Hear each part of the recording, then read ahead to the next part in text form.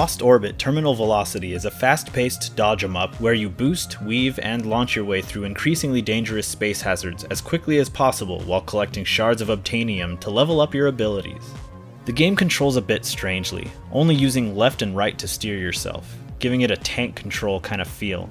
I don't know, maybe they tried using an entire analog stick to move around and it didn't work as well?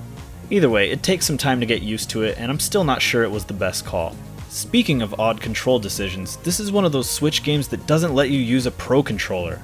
I haven't seen one of these in a while. It's not the end of the world, but come on, we're well into the console's life cycle at this point, and there's just no excuse. I'm talking about you guys too. At the end of each level, you'll enter a warp node to see how you did, broken down into 3 categories: the time it took to get through the course, how much of the Obtanium you've collected, and how many deaths it took to finish. You can rank anywhere between bronze and platinum, and it's up to you whether or not you want to chase a perfect rank on each level, or just casually make your way through the campaign. But this is where you're going to get your replay value in Lost Orbit, and I'm sure there's going to be plenty of insane speedruns to watch in due time. The top-down perspective does a good job of helping you sense what's coming and where you should be heading to avoid obstacles. But there were times when a dialogue box would cover the character, making it difficult to track where you are in the thick of it. I don't know why the frame couldn't have been pulled back a little bit more, or even just moved the character further up in the frame to help with this. He is a little low. Checkpoints are generous enough to make even the toughest levels feel achievable, and you're right back in the action so quickly that failing rarely makes you want to quit. The difficulty is nicely balanced in this regard. You can fly through planet rings to gain a burst of speed, slingshotting you forward. Alternatively, if you float into them without boosting, you begin to orbit the planet, refilling your fuel. Just make sure you come at them from the right angle and speed, or else... Dead. Going off screen works like a lot of those old NES games, where you just slide right back in from the other side. I never felt all that confident about whether or not I was going to crash into something. Even with this indicator, I struggled with this mechanic. Whether it has to do with the 2.5D graphics, the slightly tilted angle of the camera, or just my own shortcomings, something feels off about it to me. Reassemble. Entering water planets brings everything to a stop for a second, which can help you get your bearings before continuing the run, but they come at the cost of time and momentum if you're looking for a better rank.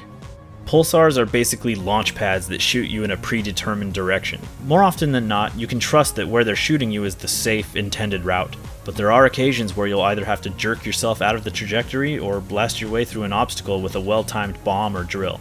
Gas planets are these pink balls that radically increase your speed for a short amount of time after flying through them. They're important for getting through levels quickly, but also come at the cost of precious reaction time. In the more challenging levels, I would often avoid them just to have a better chance of surviving. Use them with caution. Ramps and teleporters are kind of self-explanatory, but there are other mechanics to discover in the game, and I'll touch on those in a minute. You play as Harrison, a silent astronaut who has found himself drifting through space with a cracked visor and nothing but his jetpack and AI partner Atlee to help him get home. I love Harrison's character design. This chibi-looking astronaut is so adorable and expressive without even saying a word. In fact, I would play the hell out of a 3D platformer starring the guy.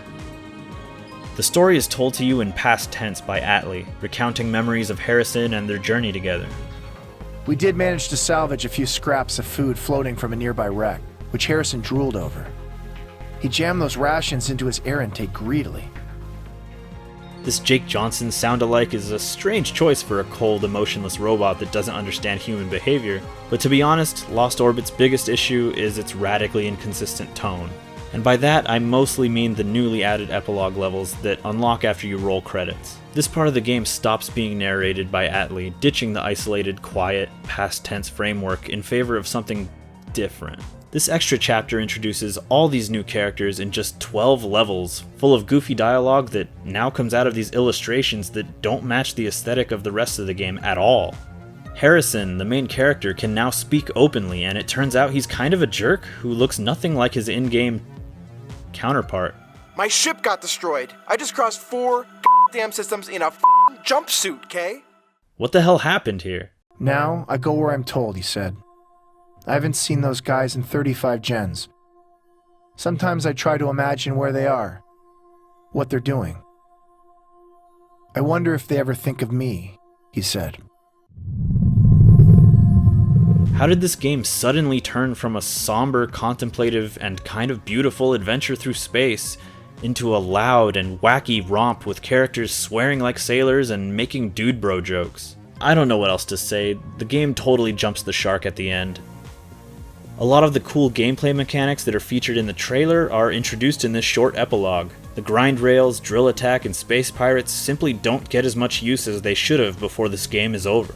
And while playing these extra levels, I thought to myself, surely there's going to be a New Game Plus mode where all the original tracks are reskinned, adding in these new mechanics in order to get the most out of them. But no, that's it. And apparently there are more levels to come after release, but I can only review what's in front of me, you know? The backgrounds in Lost Orbit can be gorgeous, especially during transition levels mid-system, which use lens flares, a shallow depth of field, and lots of particle effects to give you a sense of incredible scale. These levels are a nice break from the chaos, where you can just take in the sights and learn more about Harrison and Atlee.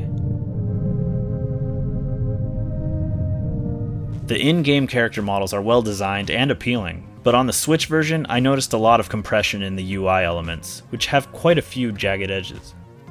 There were also way too many instances where the screen would stutter or skip a little during gameplay.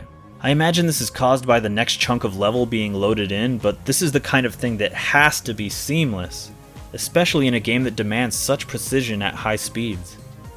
When you finish a level and hit continue, the fireworks that pop can still be heard during the load screen. This feels like a mistake, but it happened pretty much every time, so I don't know.